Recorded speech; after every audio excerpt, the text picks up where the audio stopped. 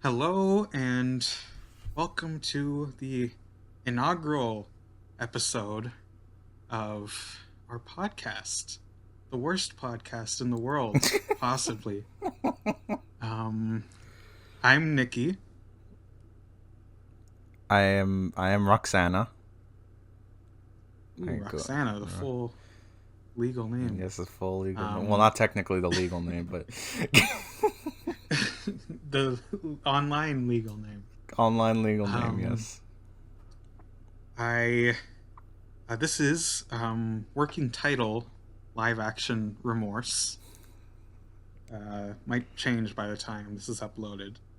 And oh, The pain it's begins. happening. The pain begins. I'm already regretting it. This is a podcast about Disney live-action remakes. Yes. And we are a couple. We've been dating for about 2 years, Yes. and we love movies. Very much. And because we love movies, we don't like Disney live-action remakes. And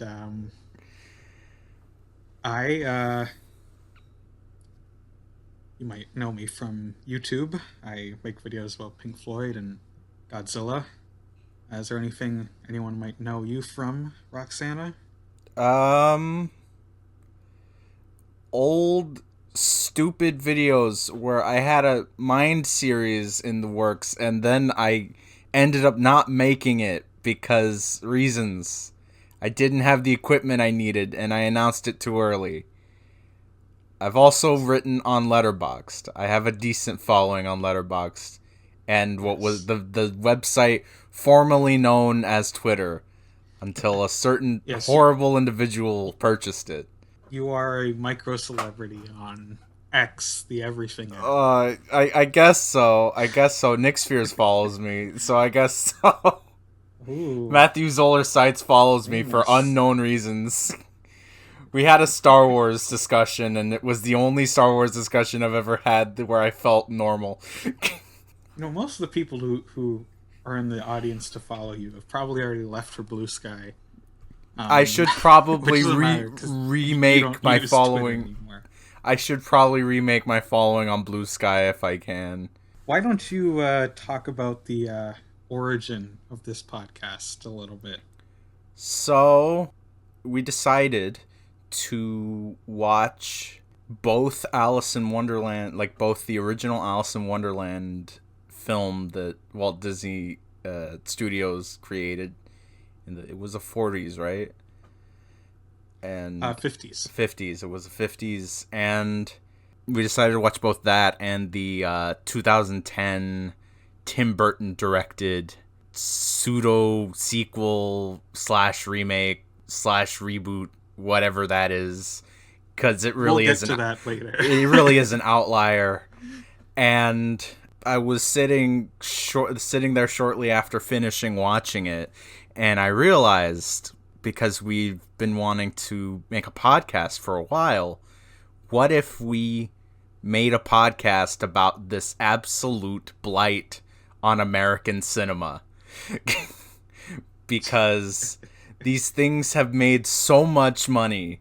They've made more money than God for reasons that I can't particularly fathom. So I suggested that we do a podcast about it. And here we are. We ended up starting this. Yeah, it's an interesting thing for me, because I think you've seen more of these than I have. I think I have, yeah. I saw Alice in Wonderland when it came out. Yeah. And I saw Maleficent when it came out. And I saw Cruella when it came out. Yes. And other than that, I don't think I've seen any of the other ones. I've seen more of them. I've seen markedly more of them. And, like, my experience ranges from, oh, that was okay, to God help me, cinema is over. Why did you make this decision to remake this movie? I will say, I've seen a lot of critical analysis of the ones I haven't seen. Like Aladdin, The Lion King. A lot of people talking about how bad they are, and how it's crazy that they made $1 billion. Yeah, they've cracked the basically the quality seems to be inverse to the amount of money it makes. If it's good, Yeah, it will make less money. If it's dog shit, it will make more money. it's I we're getting ahead of ourselves, but I think it's partly like people want it to be as close to the original as possible, Yes. and then the farther away it goes, the more interesting it is to people like us, Yes, and the more exactly. people, the general audiences, dislike it. Like, we both love Cruella. It's I'm an very amazing, fond of beautiful. Cruella. I am quite fond of that Cruella woman. Um, like, her Dalmatians killed her mom. Dalmatians Everyone killed her hates that plot mom. point. Yeah, That's an amazing. Of course, that's a good movie. that's That she hates cinema. Dalmatians because they killed her mom. That's peak cinema. If you think that isn't peak cinema, what are you doing here? And This is a podcast yeah, for people who think that Dalmatians killing her mom is a cool thing and very funny. I think I have a weird relationship to these because I'm not very close to the Disney animated classics. Most of them. Some of them I really do like Alice in Wonderland. We'll get to. A Yes. couple other ones like Aladdin mean a lot to me, Mm-hmm. but most of them I didn't really grow up with. I was a little bit too late. I grew up with like Pixar stuff, which I'm sure they'll go back and try and do live action remakes of that Nightmare. shit eventually. The nightmares. Actually, that now that we're recording this, only a couple days ago they announced a Tangled live action remake, Nightmare. Wait, that's not and Pixar though. that yeah, that's not Pixar, but I'm bringing it up because that was the first one where it's like, whoa, you can't do that to a movie that's means something to me, that actually means something to me. What the hell? I'm gonna kick You're your only supposed to do ass. that to like old movies that I haven't watched yet. And that one like hurt the most out of any of them. Yes. And yeah, a lot of these I will admit I wanted to see them at some point. I don't know why. I guess just out of morbid curiosity. I think the reason they're interesting to talk about is they're kind of just a microcosm of so many industry problems just all in one place. Yes. Like, you can see it reflected in like other like legacy sequels and reboots and remakes, but they're so concentrated in these that it's insane. They're just pure 2010s, 2020s Hollywood. Yes.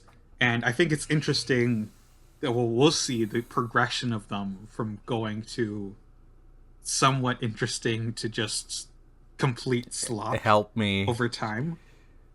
Um, and yeah, this podcast was your idea. Yes.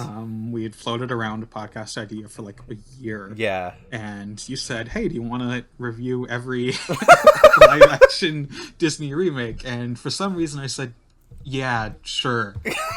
And Welcome to the Terror Dome.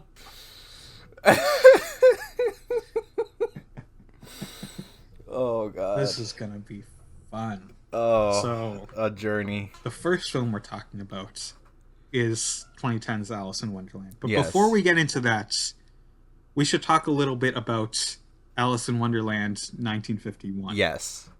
I first watched this movie like 4 years ago. It was something like I call a compulsion movie. I think I've mentioned to you one or two times. I didn't click that like this would be an example of it. Some other compulsion, like it'll be I'm suddenly sitting down and think, oh, I gotta watch this movie, even though it's some random piece of shit, right? Mm-hmm. Resident Evil, Mila Jovovich, that was a compulsion movie. Right. Easter Parade, compulsion movie. The Phantom Menace, a compulsion movie. And I ended up loving all of those, even though they're not all like good. And Alice in Wonderland was one of the first ones for those. Just something about it interested me, and so I bought it and I watched it and I said, wow, that's a really good movie. It is. And I've watched it like one or two more times after that, and then we decided to watch it together a few weeks ago. And what do you think of the original Alice in Wonderland? I think it's just probably the most idiosyncratic feature release I've seen from Walt Disney Animation Studios, like from when Walt Disney was still alive. I can't. I'm not Hmm. going to say that about their shorts because I think several of their shorts are rather idiosyncratic and just kind of an odd sense of humor. I've seen a couple where I've joked that I would I would put like if I owned a theater, I would put them before the Lighthouse because I think Yeah. like I think some of them are genuinely just like strangely born of a hostility and irritation. And here, this Alice in Wonderland is just sort of that quality, but expanded to the features, which normally are a lot more. I'm not sure what the word would be, but I guess broader in their comedy and their tastes, I suppose. They're less wild. Yeah. I think, yeah. Yeah. I love this movie.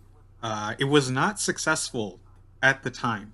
It came out in between Cinderella and Peter Pan, which were both huge successes Yeah. for Disney. And this was a flop. This didn't do well. It was pretty much always considered like a lesser of Disney property. Like when they drafted up a list of like, oh, here are the films that we'll never release on VHS because they're too valuable.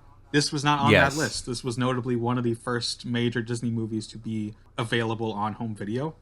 It had a bit of a troubled production history. From what I've read, it was in development for like 2 decades. And this is what I believe Walt Disney wanted to do before he decided to do Snow White instead. And interestingly, at several points, they thought about adapting Alice in Wonderland as a live action animated hybrid, with Alice being a real person and everything else I, being animated, which, I did not know that. kind of full circle. I truly did Yeah. not know that. And it goes back far enough that they thought about doing Alice with Mary Pickford as Alice. That's Oh, how jeez. that's how long this history of them, Wow. wanting to make this movie Wow. is. And yeah, eventually they made it. And this movie has 3 different directors, and when you combine that with how momentary like the novels already are, this is like a combination of both of them. It's an insanely Yes, momentary it's film. very It it's a is like series of one of the vignettes, really. most. And then this happened. Yeah. You could chop off like a bunch of these as just Yeah. shorts. Like the Walrus and the Carpenter is just, here's the movie stopping here. Watch this Yes, short. yes. But it somehow works as a whole for me. It's I think a lot of it helped by very good animation. Mhm. I think the live action reference shines through very Yes. well. Like they shot film scenes in live action and then use that for reference. Good voice performances. Ed Wynn Edwin. as the Mad Hatter is very good, and 2010 Mad Hatter, not as good as Ed Pain! Wynn. The pain! Another thing that this has above the Burton version that we'll get to is it's so colorful. Very colorful. The colors are so beautiful in this movie. It's um I really love this movie. I think the songs are very good. I think Alice is a very good protagonist. I think she's just like active enough. She's, so all this shit's happening to her, but she has like just enough agency to it for it to feel like she's still the character leading the story Yeah. along. I think the ending is kind of bad. It just kind of like, oh, wake up, you're It just dreaming. kind of stops. And, They didn't know what to do. yeah, it just kind of stops. Yeah, which I understand with like the structure of the movie. There's no clean way to wrap it up. I like the courtroom scene that like precedes that, but I get why it's hard to Very the trial. tie everything. Yeah, tie everything. I wouldn't be surprised if that influenced the Not at trial all. sequence from the wall. I don't know what Gerald Scarf's influences are. But yeah, this is it's a movie that's very near and dear to me. I love it very much. I think it's massively entertaining. I think it's a little bit of a hidden gem in their older catalog. it's absolutely my favorite of the like Silver Age Disney movies. Because it's a great movie, and it took a long time for it to get its flowers, but it eventually did. And then they decided to bring it back. They decided to bring it back in 2010. Now, here's something I want to discuss before we even like get into the Burton movie: is should this movie even count for the purposes of the podcast? I think. I mean, obviously, we'd think it should because we're talking about it, but there is a real discussion to be had there. I think it does with regards to the notion of taking an older intellectual property and reviving it for the purposes of both like making immediate money, but also, you know, brand resuscitation. You know, we have this back catalog that we're not doing anything with, so we may as well do something with it because it exists and people remember it, and it helps sustain our brand. It helps us expand it and extend it, and you know, the language of unending expansion that is living in this. We live in a society. Now, you say keeping the brand alive, and that sparked a thought in my head, and I want your immediate reactions to this statement of this thought I just had. The Disney live-action remakes are the modern successor to the Disney direct-to-DVD sequels. Yeah. Yes, they are. They're more expensive, but they are. And like, could you imagine this movie as like Toon Disney's straight-to-DVD Alice 2 Return to Wonderland? Yes, absolutely. She fights the Jabberwocky. Yes, I very much could. Not that I watched those growing up, because, like you, I didn't really grow up with Disney as much of a presence in my life in the way that, or at least not through these movies, not through the animated canon. Yeah, we were a DreamWorks. DreamWorks. I will say we were, which are now getting into live-action remakes too. So they're getting into it too. I forgot. God, that How to Train Your Dragon's we're which kind of just seems they looked at their catalog, said which of these stars a human? Dragon, yeah. We're looking into that brand extension, friends. You know, you used to just make a shitty tie-in game and, you know, a t-shirt. You know, what happened to the good old days? Oh, it's happening. It's been happening for, how old's this movie now? Almost 15 years, right? It is almost 15 years. It wasn't summer. It wasn't a summer or a Christmas movie. It was like May, so it's gonna be 15 years soon. Oh God. Oh, why did we as a culture let this happen? This made a lot of money. It's a lot. I want to say to any younger people watching this podcast, we didn't know what we were doing. Okay, we didn't know what we were unleashing when we went to go see this movie. How could we have known? We had no idea. I do want to say, in regards to if this should count, Tim Burton says that he does not see this version as either a sequel to any existing Alice film, nor as a reimagining. Which is kind of weird. What is it? What is it, Tim? I don't know what it is.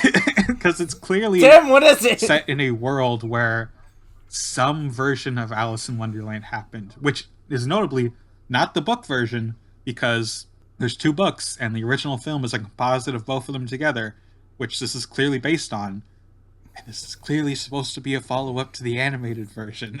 But now I'm wondering if the sequel to this live-action remake should factor in, or if we're just keeping it simple here.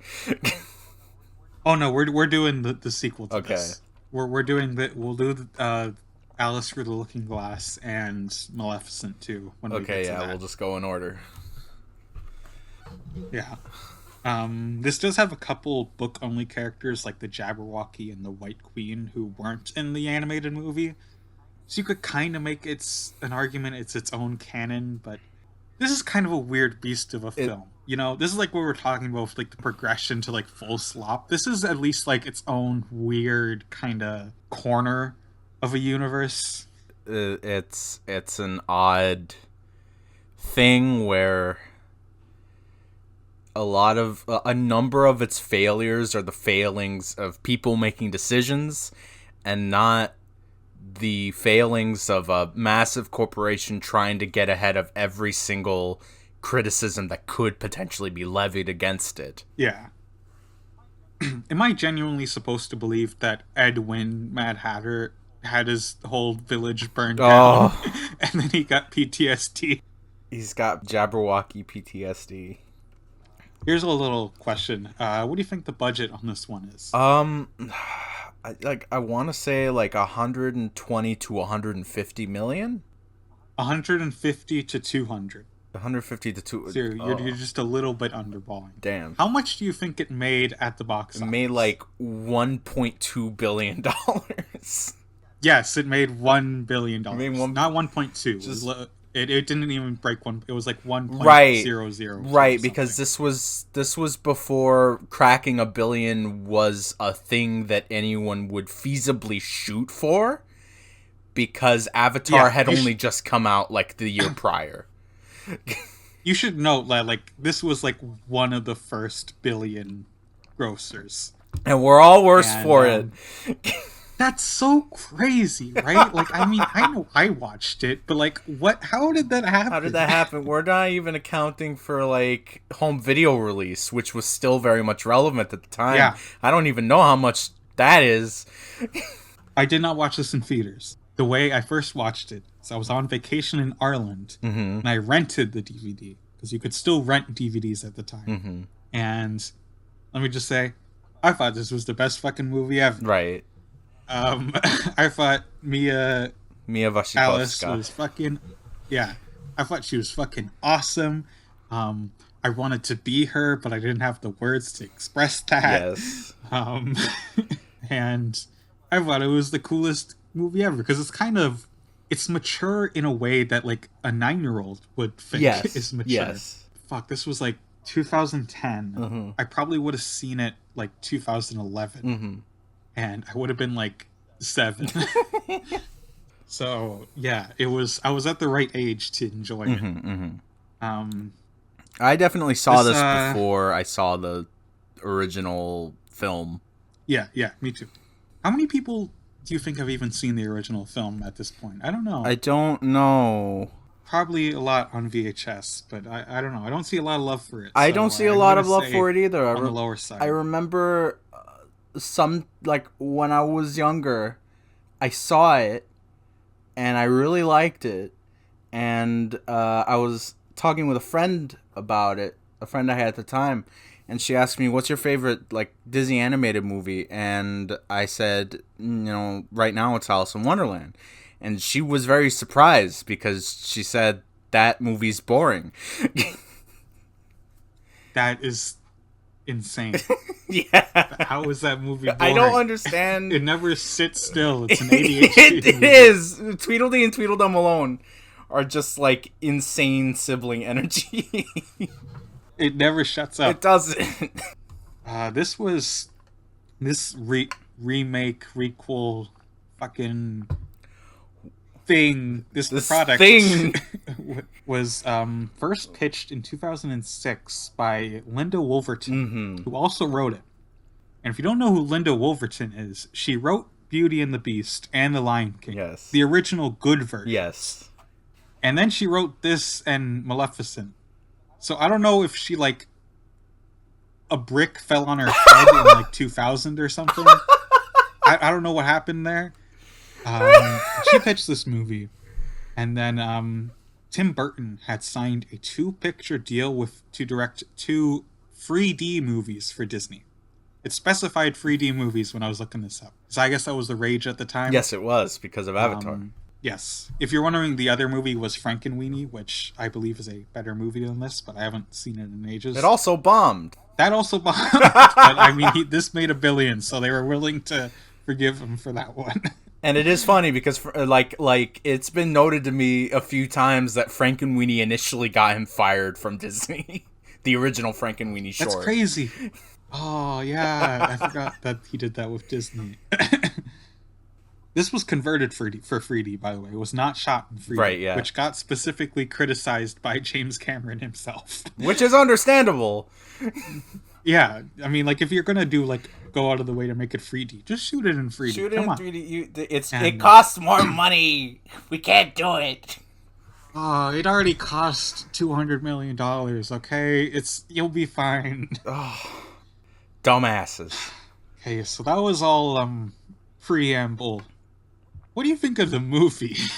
It continues to baffle me. It will continue to baffle me for a long time. Just the strangest views on colonialism and monarchy and mental illness.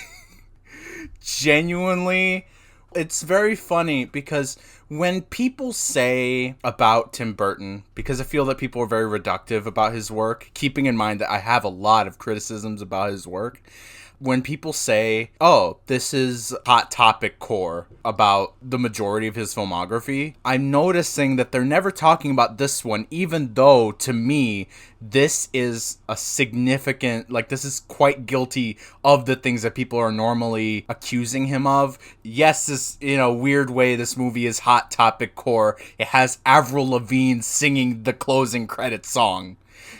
This is his most Hot Topic. This is his movie. most Hot Topic all movie. the characters could go on, like, pins. They and stickers. could. You buy it Hot Topic. Yes, you could see it, and it's funny because it's the one he did that cracked $1 billion. So the fact that you don't see it in that context is even more bewildering to me. I'm not saying I want to see it. This is his highest grossing. This is his highest grossing, and that's the one that didn't get the Hot Topic-ization.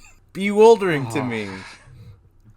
I'm pretty sure I feel like I remember seeing stuff from this sold at Hot Topic, but I can't confirm. I don't remember ever seeing it there, but I don't have great memory of that time because I was like, at best, I was like 10 when it came out.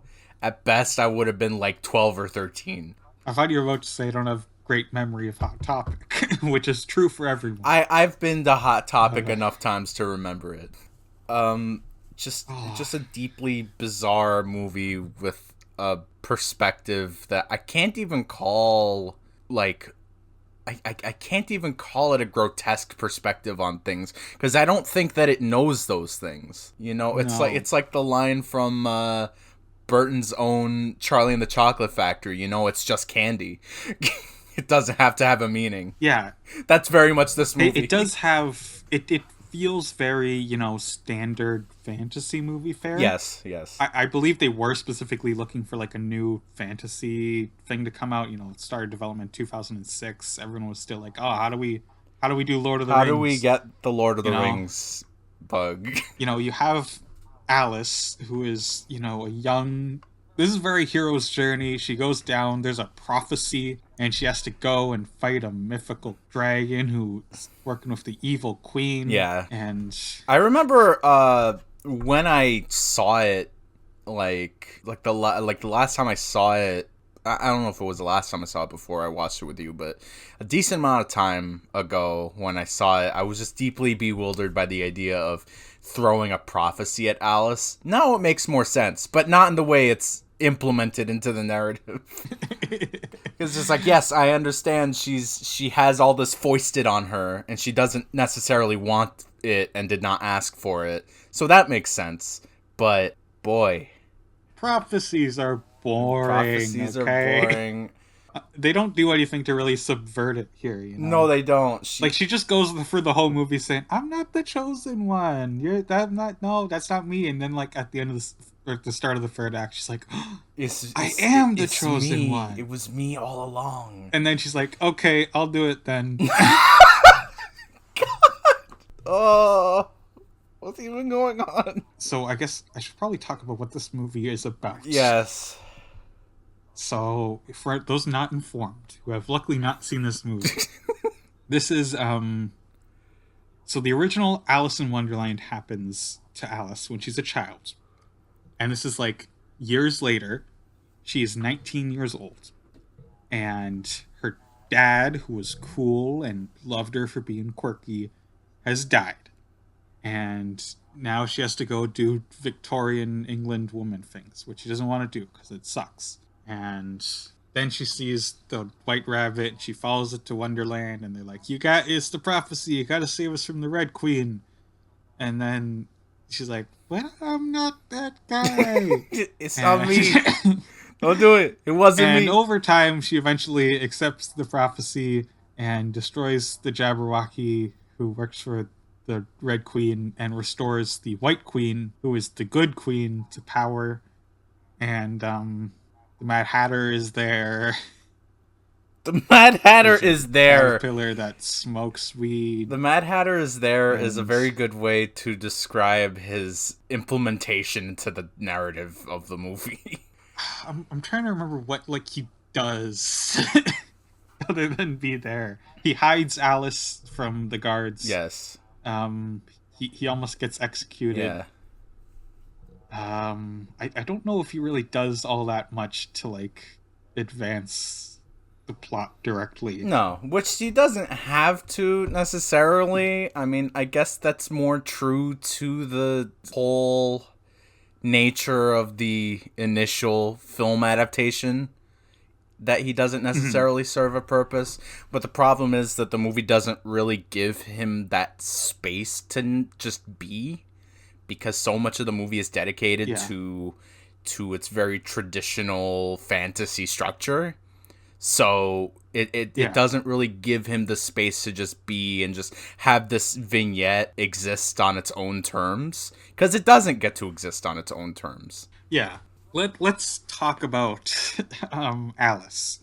I like Mia Wasikowska, or Wasikowska.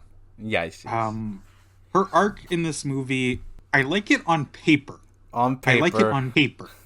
Where, she starts out, she's depressed of the very oppressive Victorian society.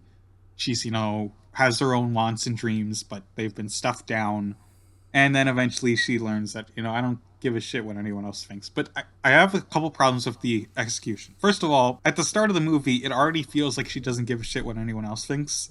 Yeah. And so it's kind of weird. I would have had her be more, I guess submissive would be the word. Subservient. Mm-hmm. She gets clearly, kind of an arranged marriage, and she's like, but I don't wanna, and then she runs away to Underland, and it's that's her putting her asserting something in a Victorian England already. Yeah. And then she goes down to Wonderland, and I don't know when the fuck we're gonna talk about this, but I need to talk about this. There's a twist in this movie that's such a bad twist that I didn't even realize it was a twist. It's not a twist. She doesn't remember that she was in Wonderland before, but she kind of does. I think she thinks that it was a dream, and then eventually she's like, "Oh, that was real."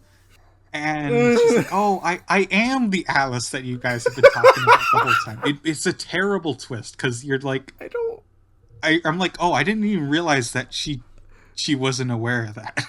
I knew this already. We all knew this. Everyone knew this. I think it's trying to be "Oh, I remember when I had childlike wonder and, all these dreams that got snuffed out of me." And that's her, push to finally, get back into the fight and go kill the Jabberwocky. And then at the end, she comes out and she's like, "I'm gonna be a sea captain like my dad, and I'm gonna establish a trade route to China. I'm gonna colonize the lands. I'm gonna colonize the lands. Chinese people. I'm a British person going to establish trade routes in foreign countries of different ethnicities. No, this is gonna be great. It's gonna be great." Maybe that's a good transition to talk about what this movie has to say about otherness. Otherness. Being weird.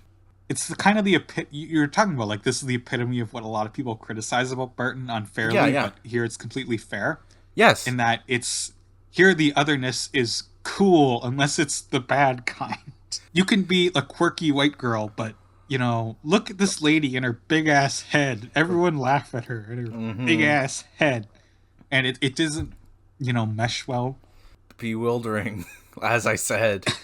I do often think about Burton's sort of depiction of otherness a lot. I do criticize a good amount of it.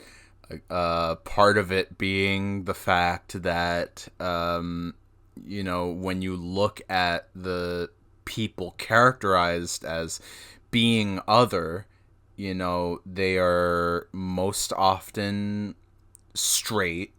I don't think, as I think I might have stated in the past, I don't think Tim Burton knows what a trans person is. Honestly, I don't want him to know. It'd be so offensive. We don't need him to know. Don't tell him. Don't nobody tell him. Nobody tell his ass.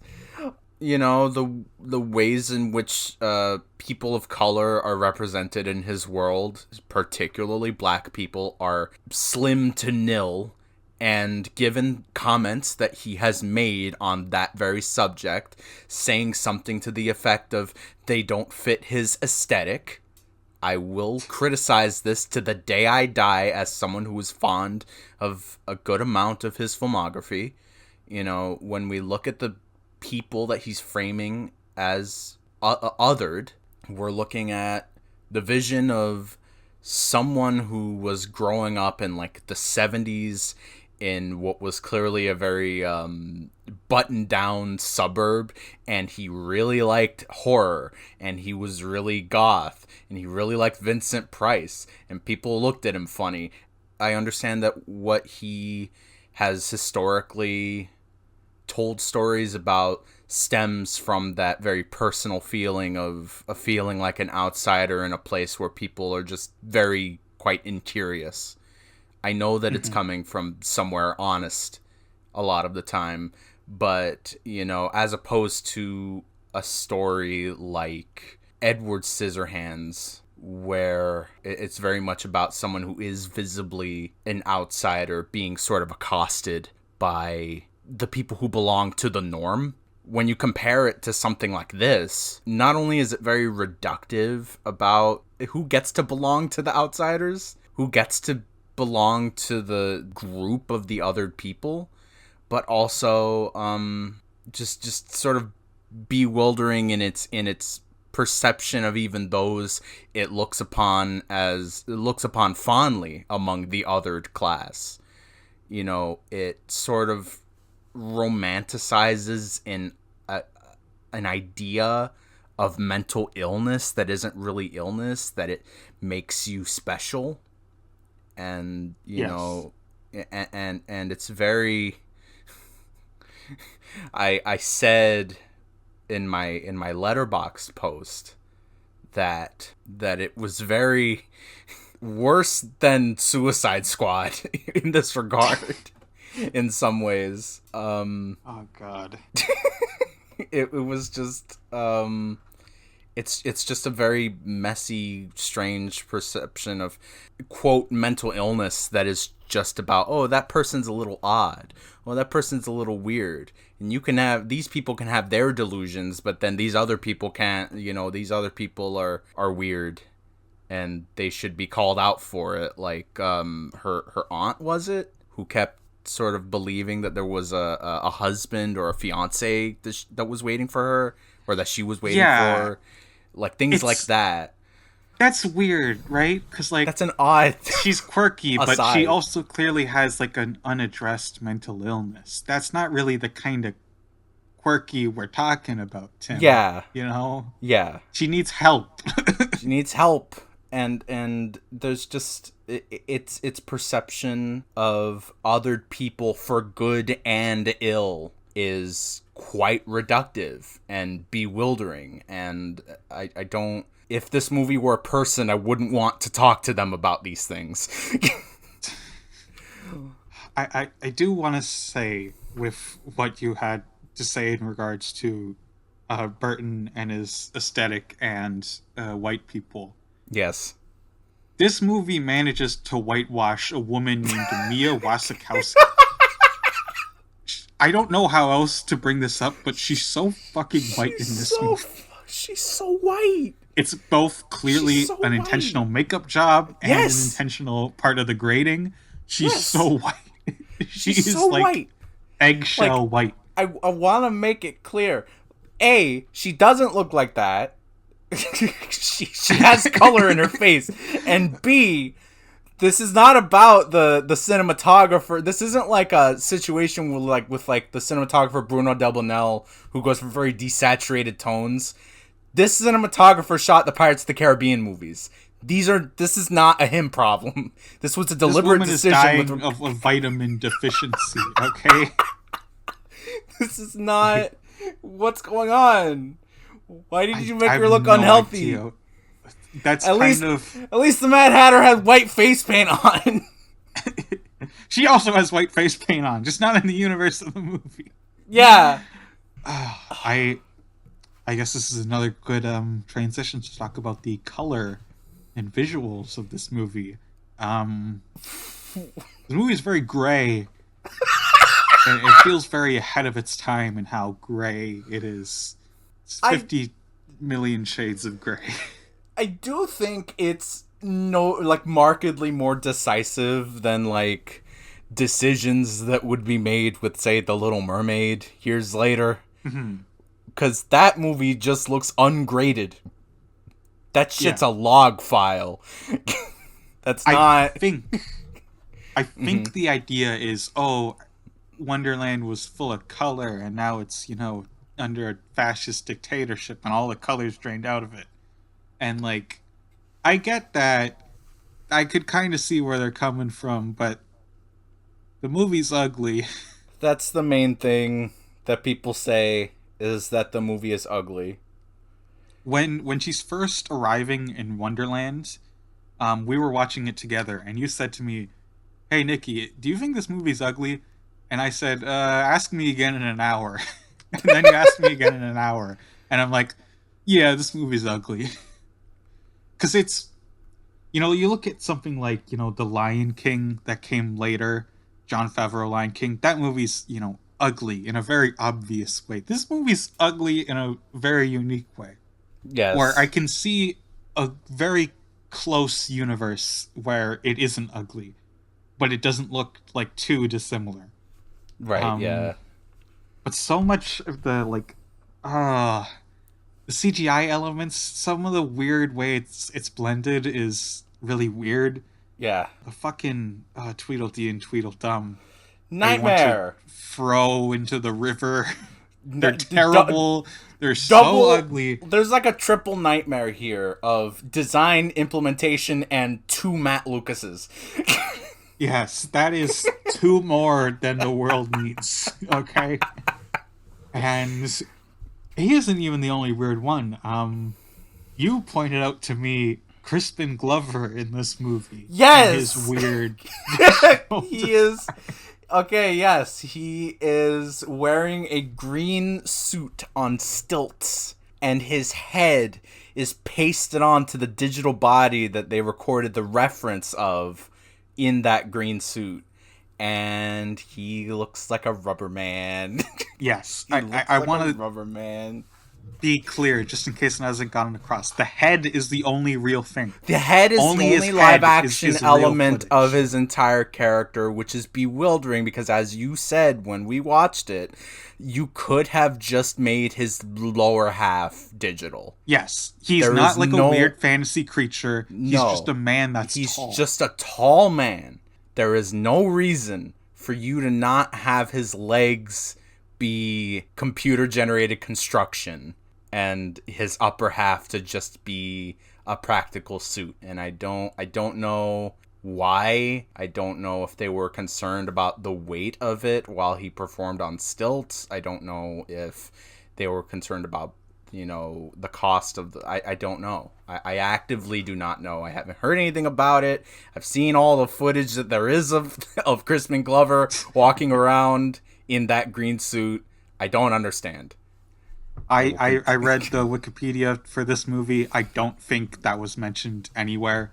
Mm-hmm. So yeah, it's I know, you know, a visual effect like that is complicated.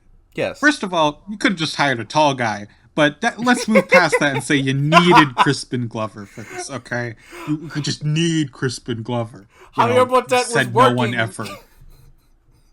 And there had to have been a better way to do this. There had to have been a better way. Goes for a lot of decision making for this entire movie. Yeah. With regards to sort of the overall visual design, like, I want to say that, and like, I don't know if I'm reaching here. There is an illustrator whom I know Tim Burton is fond of. He literally has an office in his house now. His name was Arthur Rackham. And he did, like, the famous illustrations for Alice in Wonderland were illustrated by John Tenniel. Those are the designs that people most know, like Alice in the Pinafore, and, you know, wearing the blue dress, and, you know, all the designs that people know aside from Disney's, like the Disney, Walt Disney Animation Studios designs. Yes. Rackham's designs, I mean, Tenniel's designs are the ones that are well known. And if you look at Rackham's art direction, like at his illustrations, you have a very limited palette, like more than what is typically thought of with Alice in Wonderland, like the Disney Alice in Wonderland. Yeah. It's a limited palette. You know, she does still wear like the blue dress in the movie, but she has a lot of outfits in this movie. Yeah. Most of them are just, oh, we need to have her wearing something underneath because she shrinks and grows a bunch. But This did win costume design at the Oscars. Colleen Atwood And art being direction. crazy. That, wait. I don't know how it won art direction. Art direction? What the fuck? It won the Oscars for art direction and costume design. And, yeah. Very flashy. The Academy loves Colleen Atwood. Gives her a nomination every other fucking time she's nominated. I mean, every other time she does a movie with Tim Burton, because he lets her go crazy. I genuinely think that there might be an attempt to at least lightly evoke the sort of limited, somewhat pastel shades of like Rackham, but I don't think it works. I don't think it works. No, it's not.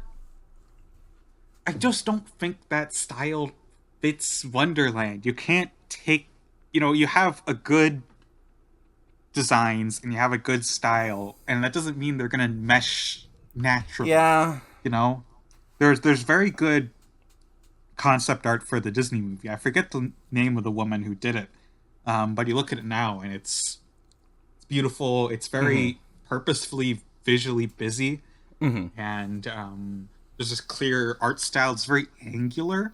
It kind of reminds me of what they would later do in motion on Sleeping Beauty a couple of years later. Right. Yes. And yeah, there's you can make Wonderland look like whatever you want. Really, just make it look like Wonderland. You could make it look threatening and spooky and American whimsical. McGee. And American McGee knew this.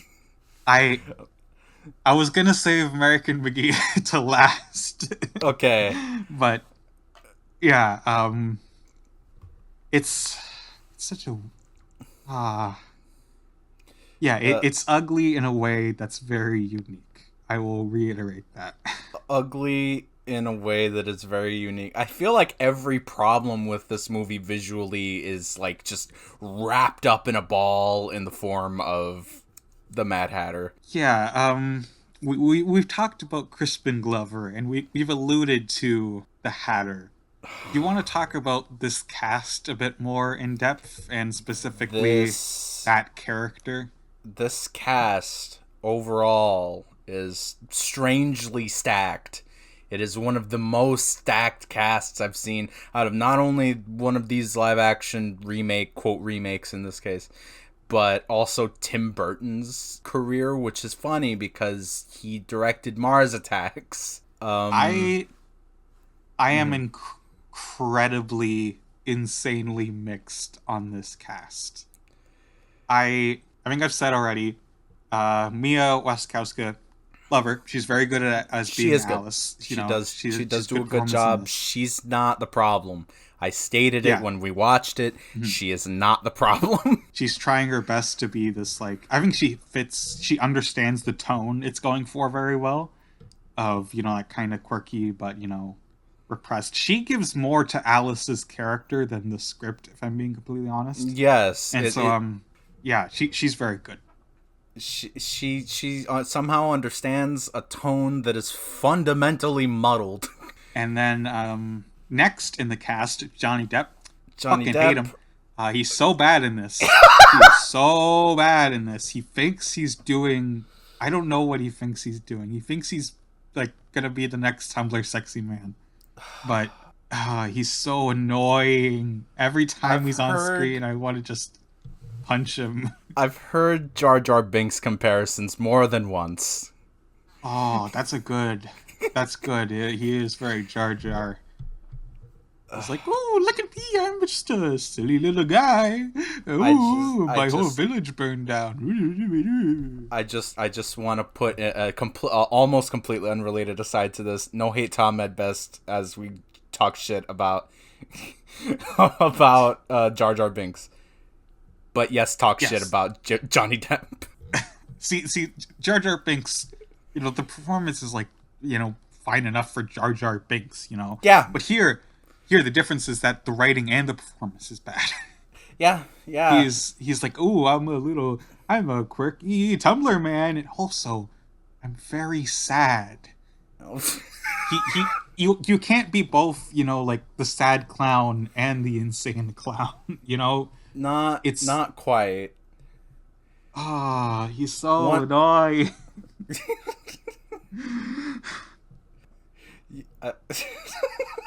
It's his, because I know a couple things. I know that Burton designed his whole look himself.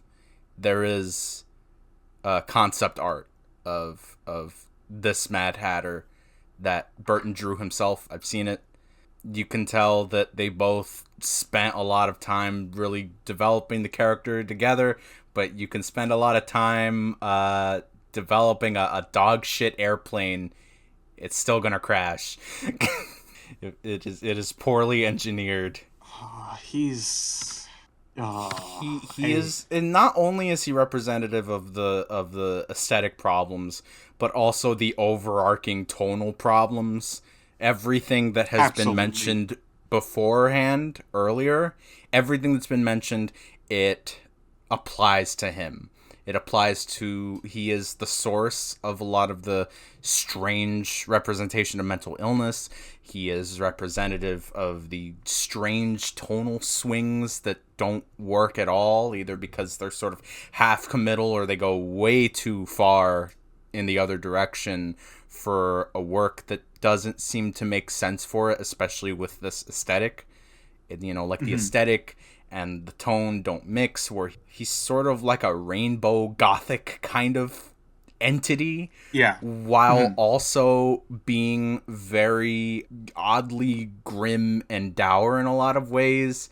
I don't know what his Scottish accent switch is about. I don't know why he has two accents in this movie. He feels like a parody of a Burton protagonist. All of this, that quirky Edward Scissorhands kind of thing. Yeah. Where I'm quirky, but I'm sad. It's funny because, like, Edward Scissorhands doesn't even have that problem, and people remember it as having that problem. This has that problem. Yes. My review for this movie on Letterboxd is... I'll read the whole thing. We were talking about how annoying and bad the Mad Hatter is in this, and how he's in so much of it. And my girlfriend said, they really thought they did something there. And I think that kind of sums up most of the problems of this movie. If you would prefer, you could instead say that it insists upon itself. They build up the goddamn futterwhacking so much, and then you actually see the dance, and it's some Pee-wee shit from hell. they thought the Hatter was going to be like the next Jack Sparrow, which I think is part of the Depp casting. I don't think it's just because, it's Burton, let's get Johnny Depp in there. I think it's also like they want to coast on that like charm. Yeah. That the when was Black Pearl? Black Pearl was 07. 2003. Wow, that's... Oh, wait, no. Black Pearl was 03, and then the last one was, like, 07, I think. Okay. Yeah. World's End was 07. So this was 2 years after that, or 3 years after that. 3 years after the last in the trilogy, and a few years before they did On Stranger Tides, I believe. On Stranger Tides is 2011. Oh, so a year before. They were already like, we gotta get this guy back in the Disney mines. We gotta get him in. Where's our money? And he wasn't making their money. No. And then he became a liability. He's the worst part of this movie. I'll just say it. Oh, wait. He is the worst part of this movie. You could, see, that's what's interesting is because he is so representative of the problems that the movie has, he effectively doubles the problems that the movie has. Because... yeah. If you subtracted him, it would be much more tolerable in that regard. All of the issues that this movie has, he doubles them through his mere presence because he is subject to them so much. Yeah. He's the only thing on the poster for this movie. It's just him his face, looking his at big you ass into your face. soul. I forgot. How did I forget? There's no Alice on the poster. There's no Alice on the poster because she wasn't like a really big actress, which I do appreciate. I do appreciate that they got someone that wasn't like super big to play Alice. Yeah. That probably explains why the cast is so stacked. And I don't want to spend the whole time talking about Johnny Depp. Yes. And how annoying he is and how he wants to be, I think teenage dream. I think we've gone a lot into why he's broken. Next on the cast list that my very mixed on cast list, Anne Hathaway. Anne Hathaway. I like her in general. I like her in this. I think she is also understands the tone. She understands the tone. It's just like sort of like macabre whimsy that she gets. It's just like, this is the only person that I believe actually lives here, for one. This is the only person I believe, yes, this is a person that is shaped by living in this madhouse. Like, she's very precise in her decision making and very theatrical because she's clearly theater girl in a lot of ways. Yes, I would say that is kind of, you want a theater-ish, I forget what the word is for acting of the theatrical. Theatrical, there you go. A very theatrical kind of acting is what you would want from a performance in this. Because it should be a very theatrical kind of movie. It should not be a very grounded kind of movie. Because it's Alice in Wonderland.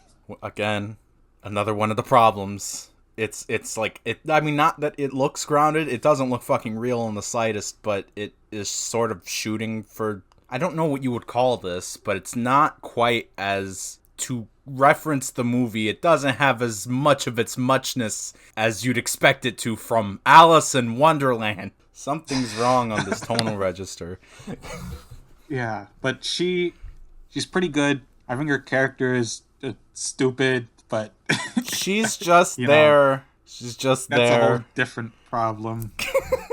We need to replace the bad queen with the good queen, and why Monarchy. Is she the good queen? Because she's nice. Monarchy. Monarchy. Help me. Don't question authority unless it's the kind of authority I don't like. Don't question the good authority. Don't think about that. Like, be weird, but be the good kind of weird. You know? Excuse me as I banish my sister with a tall man. Yeah, speaking of her sister, next on the billing is Helena Bonham Carter, who I don't like in this movie. It's sort of funny because we're just talking about the theatricality necessary to make this function, but shut up. Just stop screaming at me. Stop screaming. Like, there's only... Because that's the thing. You can't confuse theatricality with sort of a limited... Like, she only has the one trick. she only has the one note to play. It's not, it doesn't really have a range, even in more ostensibly soft scenes. I think she only really has like one to speak of. She's still pressing down on the same pedal. It's exhausting. I think exhausting is a good way to put it. Like, it kind of reminds me of I don't know if you've seen it, Robert Altman's Secret Honor, where No, I have not seen. I'm not gonna get into like too many specifics, but Philip Baker Hall plays Richard Nixon, and he is flooring it for an entire performance. It's like an hour 20 something, maybe. I think, I can't remember, because it feels very long, because it's a very exhausting performance. Because he's playing the one note and screaming and barking the whole movie, and it reminds me of that in a way, because she's just like, there's one note and it says tyrant. Which, to be fair, it's like, Did not think Robert Altman would be mentioned in this podcast. I will reference anything, anywhere. If I find the opportunity, I will. It's fine. I have no problem with it. I just didn't expect it. Yeah. You know, I just didn't expect anything in this movie would invoke an Altman movie, because that seems as far away as very, it can very. It's just a very poorly modulated performance, and I don't enjoy it. I don't enjoy watching it. I feel like for this kind of over the top villain, you need to be a villain that like the audience enjoys watching. Yeah. You know? And she just plays it as like she's evil and mean because she's the bad guy. But you know, it's like she needs to be the bad guy in a fun way, you know? Like you look at the original Alice in Wonderland. That queen kills a bunch of people in that movie, but she's so fun, you know? She's like, I fucking she's exhausting, but she's hilarious. And part of this like does come down to the writing of the character, whereas literally the writing of the character is, I am a tyrant with a big head. And it's just like, okay, so what tonal variations do you have on that one? Like, how many permutations do you have on that one idea of I am a tyrant with a big head? And the answer is none. There's none in the writing, so there's none in the performance. And meanwhile, when you watch the original movie, she's, you know, she is a tyrant with a big head, but she's very petty. She's very prone to falling for really any kind of flattery that you throw at her. You know, she's kind of just like a large brat. She's a large child who is it's very easy to get what you want out of her as long as you give her what you think she wants. There is a little bit of that in this movie. I'll defend it there, of her, you know, immediately succumbing to Alice's flattery in the garden. She surrounds herself by a bunch of yes men, which is even Crispin Glover, who like secretly hates her, sucks up to her, and she's like, "Oh, you're my fucking. You also have a weird ass head. I love you." Yeah, you know, that moment, that scene is kind of a broken clocks thing. You know, when she's playing the I don't know what sport she was playing. Was it cricket with the flamingo? It's not called croquet. Croquet. She's playing croquet. She's playing croquet with the flamingo, and you know, it's like, okay, this is the only. This probably should have served as a greater indication of the tonal measure that was necessary, because it's fun. It's like, oh, she's a giant brat, and this makes her a dumbass. It's just like, well, it's right there. The tonal answer is in this scene, but instead, most of the measure is just like redlining it into screaming and like high pitch. She's just very shrill and very frustrating to watch. I don't have fun. It feels strained. It feels strained on her part. It feels like she's not having very much fun. Yeah, it's... Exactly. It doesn't feel like her heart's in it. I don't think it's a good performance. And I can't believe we haven't mentioned it until now, but the big-ass head looks terrible. It does. It looks so bad. It does. It doesn't look good. It looks like... I made it, you know? It looks like a big head mode in a PS1 game. I wanna do another aside and say this is no hate toward Ken Ralston, anyone at ImageWorks, or any of the visual effects vendors that worked on the movie. There's just a lot of poorly conceived concepts with no possible way to execute them properly. Yeah, Like, that's fair. there's a lot of bad ideas in this movie. And next on the cast list, because I want to talk about all these people. Because again, I am very mixed. Some of them I think are great. Some of them I don't. Yeah. Crispin Glover. I don't like him in general, but I don't really like hate him. He's just kind of like I don't really like him. I like me personally, where it concerns his performances, I am very fond of the work of Crispin Glover, I must admit. And I, as someone who likes his work generally, I gotta say, he's just not fucking weird enough.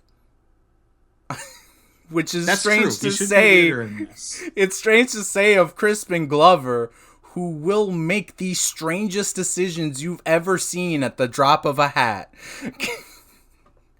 He will do it. You know, Well, he can't do anything because he's just a head. He's just a head. What are you supposed to do with this?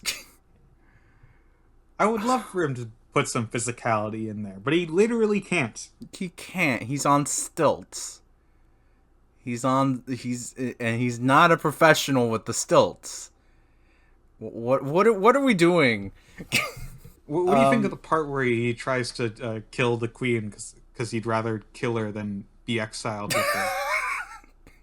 It's actually funny because I was watching something earlier and I don't even remember what it was anymore. Like this was earlier today, and all I suddenly heard was Crispin Glover screaming, "Kill me! Kill me!" And it's just like, oh god, this is how I feel right now. He's just like, "Kill me, please." It's just that wasn't even acting. I wouldn't be surprised if you were just like, oh god, I'm working for Disney, I'm hamstrung. Cause like I'm a head. I'm a head. What happened to my life? What happened to my life? Like I don't know if you've seen the Charlie's Angels movie that he's in. But no, I have not. It is I feel like it is. I fucking love that performance because it's just the strange thing of like, what if I played, like, if I say like a like sexy creep, that probably evokes a probably specific image, but it's like I don't know. It's like he's just out there being like this really intense assassin who sniffs hair and throws scissors at people, and he's really fucking weird, and it killed me when I was watching it. I had a blast watching him, and I don't know where that energy is here. I'm really I don't know. I feel like he is also tonally limited, but not for the same reasons. He's almost underselling the space that he's in because he feels like he's phoning it in, because I think he is. I think he is phoning it in. I think he's here for the paycheck. He's very... gotta love that Disney money. He's very post-Hollywood at this point, because if you keep in mind, this is probably his most high-profile role in a long time at that point. Because he... Yeah, so he was just kind of like, because he is annoying. I'm not gonna deny that. The things like asking Robert Zemeckis why is he not in Back to the Future Part 2, and he's like, because he was asking for things we couldn't possibly give him. He was being crazy. We couldn't give him any of that. Oh, actually, his last big Hollywood performance was in cinematic classic Beowulf 3 years earlier. Beowulf! So, write that down. Beowulf! He's Grendel. Beowulf! He's Grendel! I forgot he's Grendel. I still haven't seen it. Yeah. I haven't seen it either. Great movie. Shout out to Dylan. Shout out Dylan. Shout out Mr. Wolf. Stephen Beowulf. Stephen Beowulf! But yeah, that's my overall conclusion on Glover, is that he's really he's really phoning it in and is clearly just like whatever about what's happening here. Um, Next in the cast is Matt Lucas. There is not He much to say. is Matt Lucas. He is Matt Lucas. Like to be clear, the only things I'm familiar with regarding Matt Lucas are literally this movie, and I guess he's on the Great British Bake Off or whatever it's called, and that he's apparently an asshole. Yeah, I remember like wasn't really familiar with him, and then like 2 years ago, my dad calls me down to his room. He's like, "Oh, you gotta watch this. This is the funniest show ever." And then he shows me a clip from Little Britain, and I have to sit there and watch clips from Little Britain for 20 minutes. And I don't laugh once, and it's just painful, and I hate the British. I don't hate Alan Rickman, who we're going to talk about instead of... Because there's nothing to say about Matt Lucas other than that thing that Matt Lucas does when Tweedledee and Tweedledum are being like dragged through the brambles and they just go which is so fucking stupid. Bad stuff. Them. Yeah, Alan Rickman. Alan Rickman. Love him. He's great. He's a great actor. He's good in this. I'm very surprised, what you wouldn't be able to do now in a Disney movie is that this character smokes. This character does smoke. They didn't even let Cruella smoke. I was about to say, getting ahead of ourselves. When they made Cruella, the director, Craig Gillespie, and Emma Stone both asked for Cruella to be able to smoke. And Disney was hardline no, despite both of them, asking for it and being the most important people. This complaint is going to come back on our ass as soon as we get to that movie. See you in like 10 podcasts and we're going to be like, remember Alan Rickman, Caterpillar smoking? Those days are gone. But yeah, Rickman is, I think he's just given a pretty stock sort of, he's like a wise old oracle kind of guy. And, given how stock he is, he does it very well because he could give gravitas to anything. He's one of those could read the phone book actors. Yes. I do kind of miss the original Caterpillar and his, like, inflection of, like, who are you? Somehow the Alan Rickman version of the character is more respectful, which is not what you would expect. It's not what you expect. I wish they let Rickman yell a little bit and say, "Alice, you're a fucking dumbass. You're stupid. A dumbass. You're stupid." Do you not remember that you were here before? Why is this a twist? Why is this a twist? I'm a butterfly now. And that's my favorite part. He fucks off. Like, he's like, "You're stupid. Don't you remember?" And then he fucks off in the narrative. He's just like, That is the most he's like his original incarnation. He's just like, "Oh, you get it now, you dumbass. I'm leaving now. Bye." We gotta spell everything out for you people. Which is, he's like, basically, he's really solid in what he's given. And he's fine. And there aren't a ton of other important characters. We're kind of getting into the less important stuff. Stephen Fry and Michael Sheen as the Cheshire Cat and White Rabbit. Very good. Yeah. Both minor roles, though. Michael Sheen makes a lot of sense. There is one more cast member I really want to talk about, which is Christopher Lee as the Jabberwocky.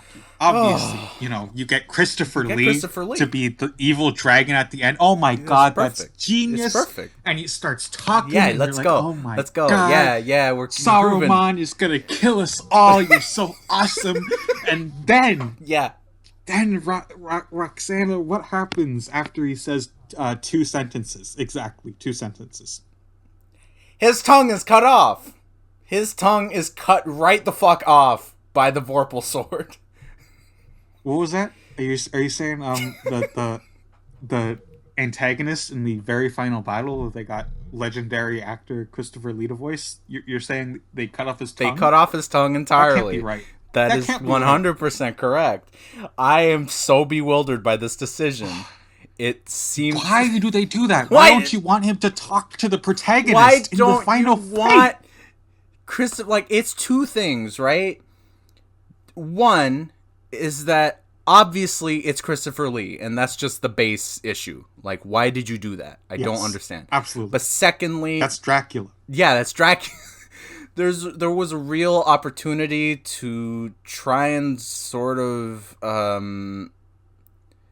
leverage all of Alice's self-doubts and concerns and worries that had been like sort of building and evident throughout the whole movie through his like sort of through a sort of dialogue with her. You know, I'm not asking for the movie to be something that it isn't here. This is in the text that it's evidently trying to be. There was a real opportunity for them to sort of, you know, it's just sort of a mostly dialogueless exchange, and it's frustrating, especially in the face of all these, you know, additional vignettes that are happening throughout the battle that I'm gonna be honest, I don't think are very good or entertaining or memorable. Oh no, the final battle is pretty messy. It's The messy. Alice stuff is pretty fun. I love her night costume. I Yes, love her yes, vorpal sword. I love yes. her cutting off the Her head. But then it whole keeps cutting back to like the card soldiers, and it's like I'm not I'm invested not in this. invested in this at all. It's just like this is the one thing that I have any kind of investment in, right? It's her. The Hmm. movie is Yes, ostensibly about her, right? The way the yes. original Disney movie was, because that movie is very much about Alice. This movie, I don't really think it's that much about Alice, in spite like of the established internal conflict that has been set up and has been building. How much denial that there is of her position in this narrative.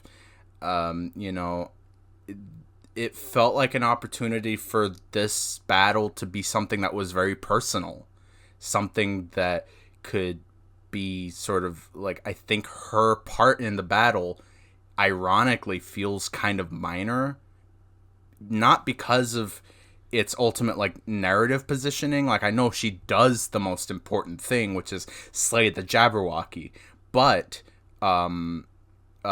in terms of her positioning in the edit, she becomes a strangely minor Yes. role in her own fight, and that's a really strange thing. You know, It's such a baffling decision because like none of the other stuff matters. it Like, and doesn't. I mean that like in a complete literal narrative Yeah, sense. When she kills the Jabberwocky, that's it. all of the Red Army just puts down their arms. It's like, okay, we lost. Yeah, yeah. That's all they have to do is kill the Jabberwocky, and then they've won. So it's. I don't even think it should be a final like war battle. It should just be Alice and the Jabberwocky. Yeah. You don't need two You armies. don't need to, because like you said, you know, we're trying to get to that Lord of the Rings thing, and it needs to be this big epic battle.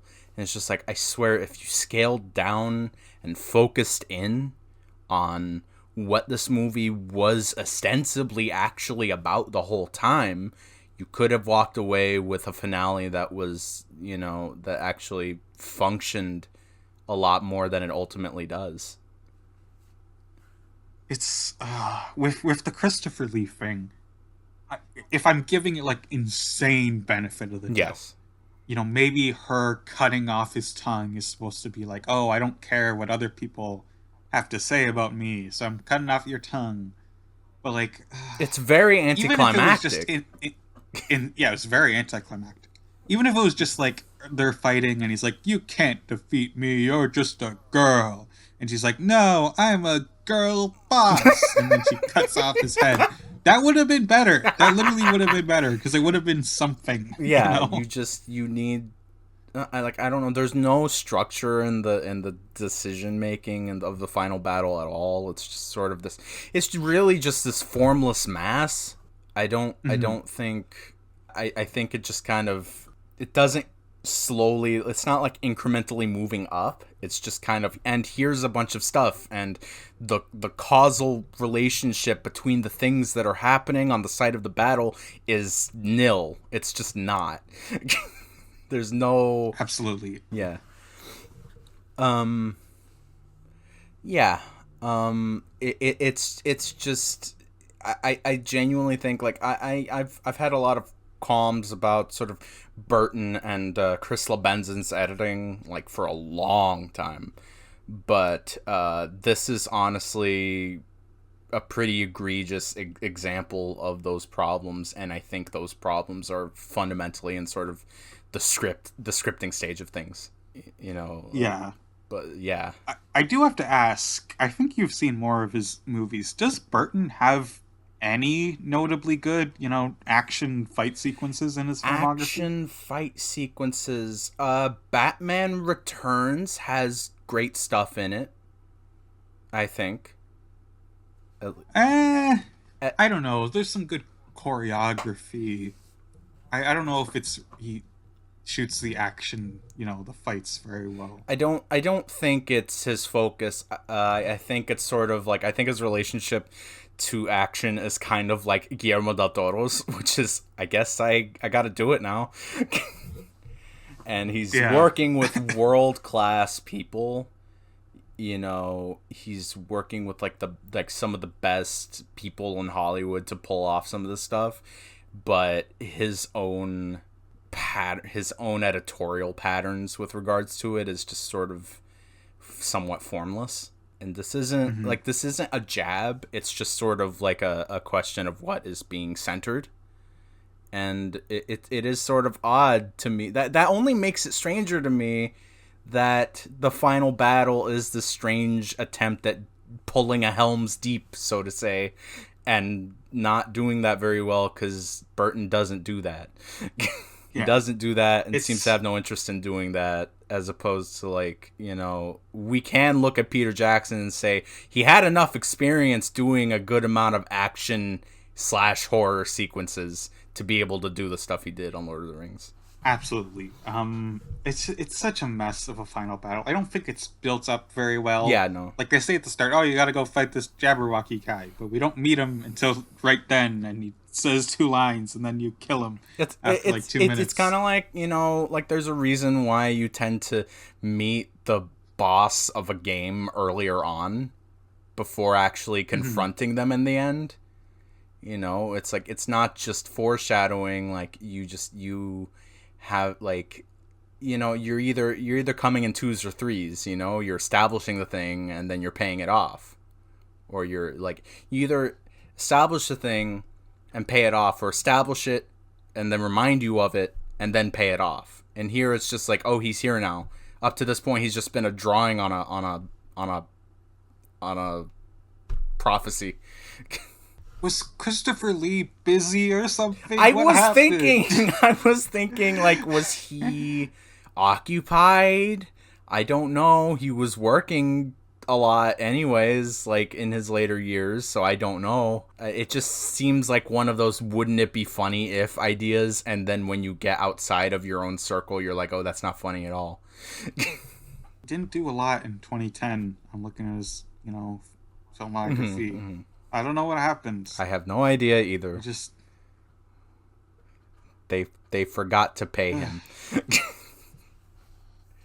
they're Disney, okay? I said forgot. I didn't say they didn't have the money. But yeah, it's just the final battle is just, it's just a formless mass that doesn't seem to pay off much, and they give all this, editorial real estate to things that don't matter. I get bored. Yeah, it is also notably the most gray.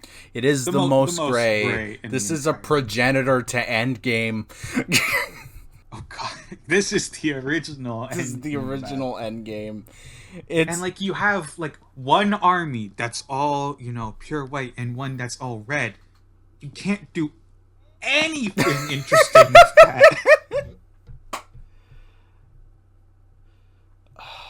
Oh Christ. Uh, Um. Yeah. I just don't get it. yeah, and then she kills Christopher Lee, and Mad Hatter does a Fortnite He does a dance, Fortnite dance. He does the flutter whacking, which again, and as I said, has. everyone said. Mm-hmm. I think they wanted that to become a meme. That's a They conspiracy got that it was a forced the meme. forced meme. Were we there yet? Were they processing the presence of memes in I the think culture? I think they were. It was 2010.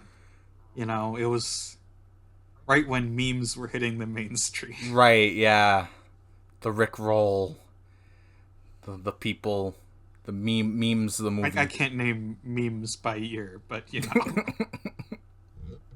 like the great classic memes of 2010. The great classic memes of 2010.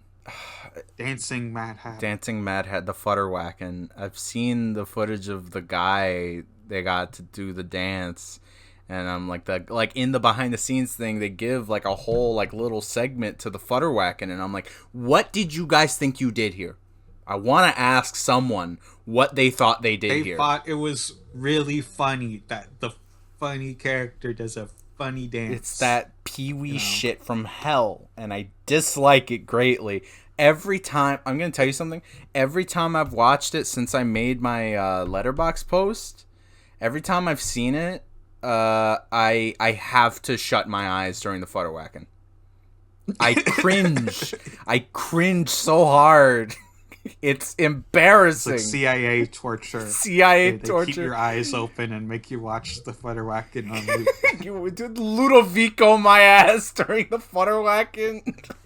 I see. Like the thing is, like 5 minutes later, when like Alice comes back to the real world, and she does a little flutter whacking, to tell people to go fuck off. That's like mildly amusing. Yeah, because to see her do it because she's like so like grim and serious all the time. Yes. But you get the clown character to do it, and it's like, help me. It's like, okay, it's not fun when he does it. It's not. I'm not just saying that because the character is annoying. I think even if it was, a better done character, I just don't think it would be that, amusing. When his fucking head spins.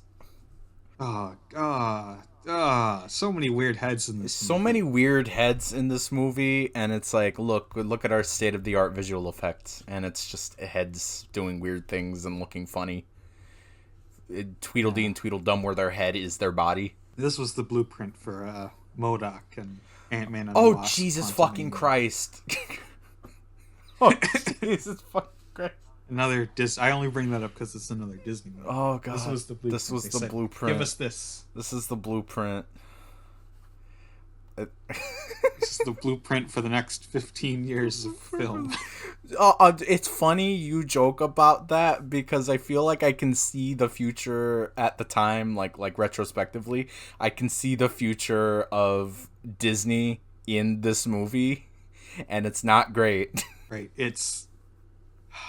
It made $1 billion. It made $1 billion, and we're all worse for it. How did it make $1 billion? I guarantee. I guess the marketing was good. I remember that. I remember that. Didn't they put the Avril Lavigne song in the marketing? They might have. Maybe Avril Lavigne was just that powerful in 2010. Maybe. I think she was. I think she was still that powerful. I just.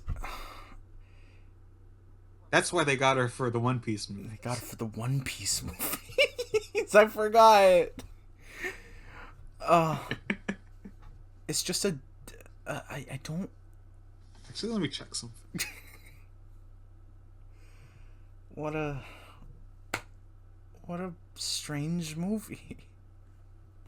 Okay, One Piece films the movie where Avril Lavigne sings a Nickelback cover over the credits. She does do that. Was 2 years after this. 2 years after this, they knew.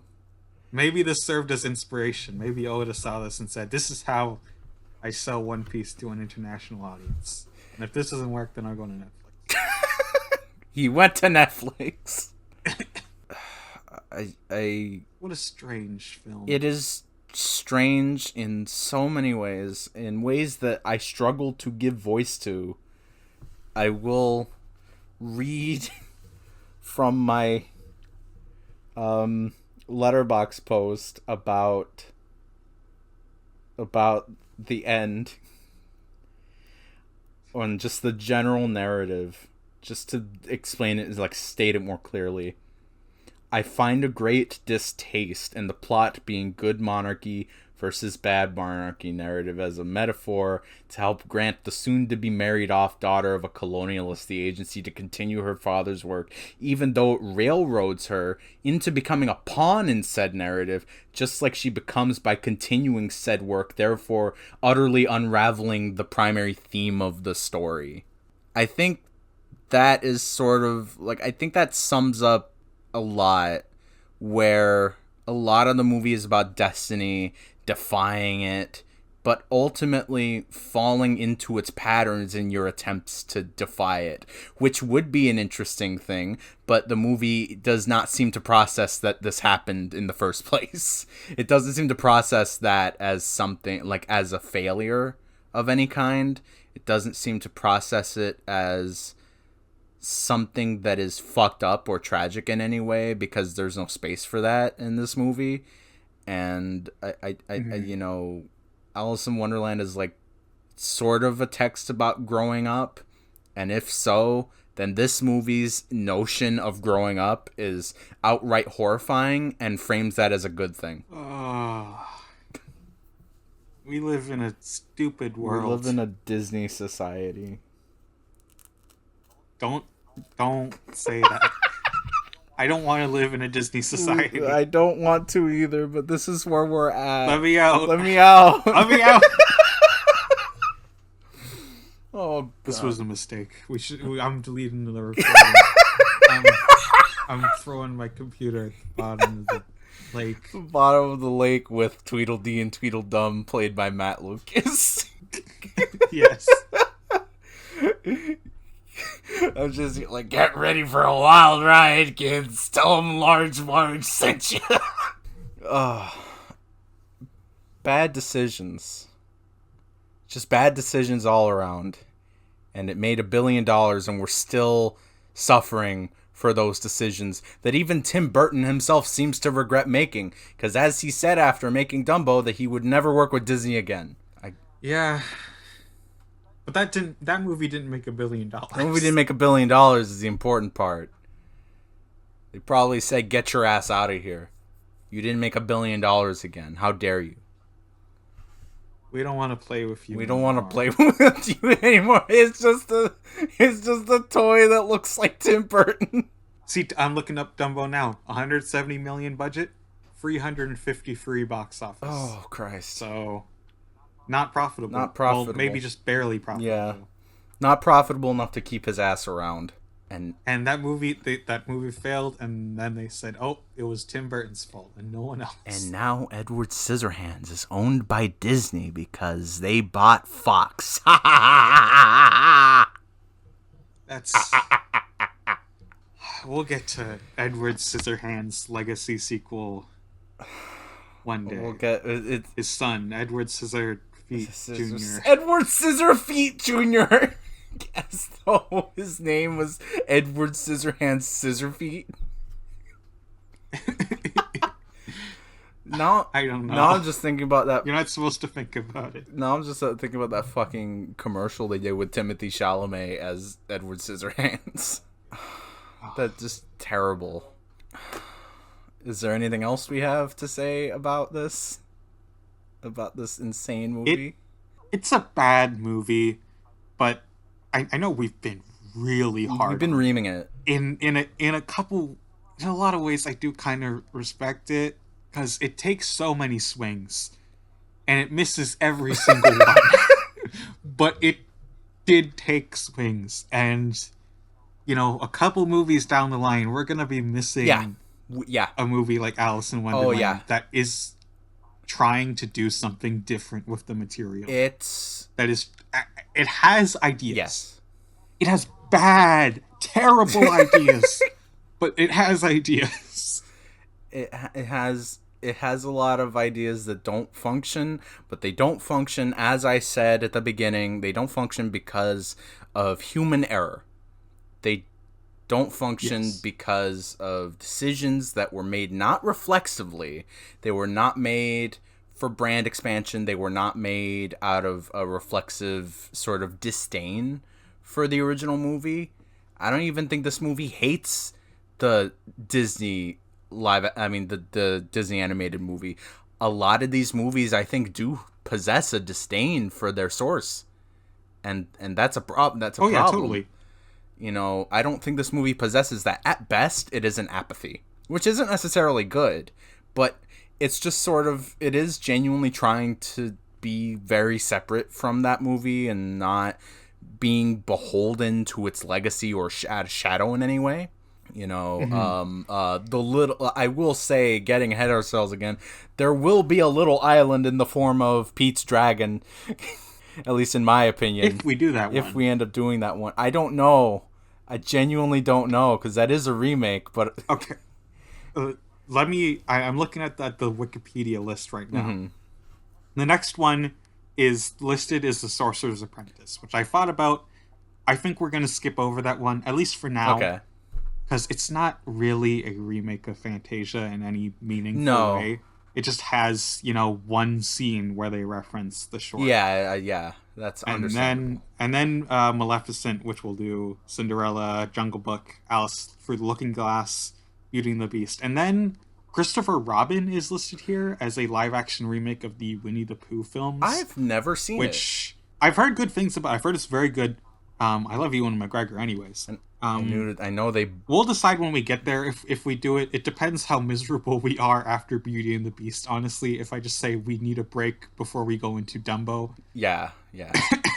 And then the rest is pretty, clear cut that these are all live action remakes. Yeah. It'll be a ride. It will be a ride. There's one more coming out this year, Mufasa. Mufasa is coming out this year. 2 scheduled for next year. Wait, yeah, there's Moana and Tangled. Snow White and Lilo and Stitch. Wait, Snow White. Oh, Jesus Christ. They're making these things faster than... Dude, I swear, it feels like they announced like 4 of them in the time since we talked about starting this. Let me actually check. They announced Tangled. Yeah, there's probably other shit that isn't like specifically Disney, but we'll see. We will cross. I will say, if we do get to the end of these, I want to go back and do some adjacent movies. Yes. Maybe we'll even do some stuff that is in the same vein from Disney, like Oz the Great and Powerful. Oz the Great and Powerful. I am really curious about talking about that one, because it flees my mind every time I see it. I've seen it twice. Yeah, but it is very spiritually like these, isn't it? It is. It's very much trying to cash in on the legacy of the MGM film, even though... Yes. We'll do that when Wicked Part 2 comes out. Wicked Part 2. What's it called again? For Good? Wickedly Good. Wicked Part 2 for Good. I thought it was just called Wicked for Good. Yeah, it's called Wicked for Good. Okay. This is a bad title, friends. There was a post... Cynthia Erivo showed like a script for Wicked 2, and it was written as Wicked Part 2, for Good. And that was like the leak from like a month ago. And now they announced the official title is Wicked. Right, yes. So. Yeah. So that's something. There's a lot to look forward to. And by look forward to, I mean cry about. There's a lot to fear. I've as stated at the beginning, I've seen more of these than you have. And the idea of you watching some of these is just very funny to me in that sadistic way. Like, I think I said this to you before. Like, you pitched this, and I'm like, oh, yeah, sure, even though I don't want to. And this was, like, 2 weeks ago. Mm-hmm. And, like, every couple days, I'd just be sitting there, and I'd think, oh, man, I'm going to have to watch this movie. And then a couple days would go by, it's like, oh, I forgot they made a fucking Mulan. Oh, I'm going to have to watch that. Oh, my God. I forgot they made a Pinocchio. I'm going to have to watch that. Watch Pinocchio. You're gonna have to. I forgot they made a Dumbo. I'm gonna have to watch that. They have just There's so run through their back hat. They've been sprinting so hard, and they're running out. You know, you look at the upcoming projects like Snow White. No one gives a fuck about that movie. The Aristocats is like the most desperate one. Questlove's in the house. Questlove directing the Aristocats. Oh God! And there's Robin Hood, which I mean I know has fans, but can't be that valuable on IP. They're trying to cash in on the furries, maybe, assuming they don't fuck up the designs like hell. Oh, it is not going to be. They're not going to get a furry to design. That's the problem. That's the problem. It would be so good if they got a furry to design it, but they won't. They won't. If they find out you're a furry, then they take you out back. They take you out back. They drown you in the Disneyland moat. That's what they take you out back in honor of the things that Walt Disney said about gay people. Yeah, when he said those things, he meant also furries. He meant also furries. He meant them together. Yes, exactly. It's bad. It's been. We are at the beginning, assuming we can do this and get through this and do it healthily. We have a long landscape ahead of us. The landscape's at the bottom. The horizon is in the It's boring as shit. If you get that reference, you're cool. You're cool. It's interesting how we've been talking for almost 2 hours, and it feels like, despite how massive the cast is, it feels like nobody's in the movie. Yeah. I mean, that's the thing. I've been thinking this for a while. I keep thinking we glossed over so many things. We need to go back and talk about this. We need to talk about more. And I look at the time on my recorder app, and it's almost 2 hours. And I'm thinking, okay, we have to have covered all the. I do just want to mention one more thing. What the fuck is up with the bit with all the people wearing the fake giant stuff? Like the fake giant boobs and the giant chin, the giant ears, you remember? And then they're exposed for being fakes and not really being giant people. Well, first it's a fetish. Jot that down. I don't know whose fetish, but What? Wait, what here is the fetish exactly? Wearing fake prosthetic long bits. I'm sure it's someone's. Big nose. I'm sure it's someone's. It's Tim Burton's. It's Tim Burton's. Look, that man is a freak, but I don't know. That's what's funny about all of it. I want to state this as crystal clear as I can. In spite of everything that has been said prior, I still think that his ass is a freak in a good way generally. He's a little. He needs to be more. He needs to be more. He needs to work on that. His best. I think he's starting to work on it with Beetlejuice, but he needs to get more. He's got to get back to it. Mars Attacks is pure freak shit. That is pure weirdo shit. That poor man. He should have been born gay. Should have been. Oh my god. The world, the world. If Tim Burton was gay, and it's just that Utopia meme, but it's in black and white. True. Tim Burton's Megalopolis. That would be terrible. Don't wish that upon anyone. Don't let that man make a Megalopolis. I want it very much. You don't know what you want. I know what I want. I know what I wish to unleash upon the world. But yeah, I don't know what that whole bit with the fake prosthetic giant bits was about, and I feel like it further undermines the ideas about the other. Like, what does that even mean? That the metaphor breaks down violently at that point. So the queen has a lot of pride in her big head, right? Yes. And so all these people in her court have big noses and big boobs and big foreheads. And it's real. Oh, they're all fake. They're all fake. And so, it's supposed to be funny. I think is the purpose. Yeah. But it's not. It's not very. It's not funny at all. It's just kind of baffling like everything else in the fucking movie. Oh, But yeah, I think that covers everything of note. I think so. Oh god. What a strange world. What a strange world, what a strange movie, and like you said, we're gonna miss this by the time we get to later entries. We're gonna miss these days. We're gonna miss it like almost immediately, I think. I've heard Jungle Book is not bad. I've seen Maleficent and I like it, but I think that might just entirely be casting reasons. There's fairies in it. I don't know. That movie also has weird heads on fairies, but it's performance capture, so it's a different kind of uncanny. I went to that movie and then I got weird head from a fairy. But that's a story for another day, which maybe we'll talk about on the next episode. Yes. Thank you, anyone who listens. Yes, thank you very much for listening to us for, well, I don't know how long the final edited time will be, but it'll be at least 90 minutes. Yeah. So Thank you very much. I hope you enjoyed us. Yes. If you are outraged that we aren't covering The Sorcerer's Apprentice immediately, feel free to let us know. Any, questions, concerns, we'll answer in the next episode. And, yeah, this has been fun. Yes. Bye-bye. Goodbye.